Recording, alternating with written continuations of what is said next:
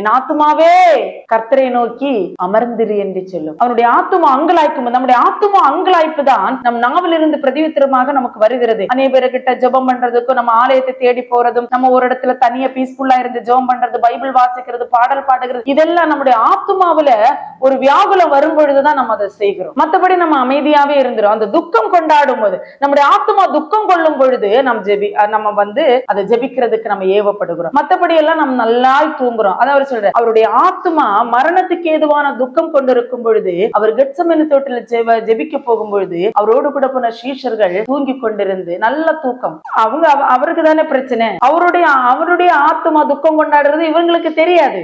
உங்களுடைய ஆத்துமா எவ்வளவு வருத்தமா இருக்கிறதுன்னு எங்களுக்கு தெரியாது. உங்களுக்கு தெரியும் உங்க ஆத்துமா அந்த விஷயத்துக்கு எவ்வளவு வேதனைப்படுகிறது என்று. அப்ப நாங்க உங்களுக்காக ஜெபிக்கும் பொழுது நீங்களும் முழங்கால் ஒரே மாதிரி அந்த ஒரே காரியத்திற்காக அவ்வளவு வல்லமையோடு கூட உங்களுடைய ஒரு மனதின் ஆவியோடு கூட இணைந்து நீங்க ஜெபிக்கும் பொழுது கண்டிப்பா அந்த காரியத்துக்கு உங்களுக்கு வெற்றி கிடைக்கும். நிச்சயமா கிடைக்கும்.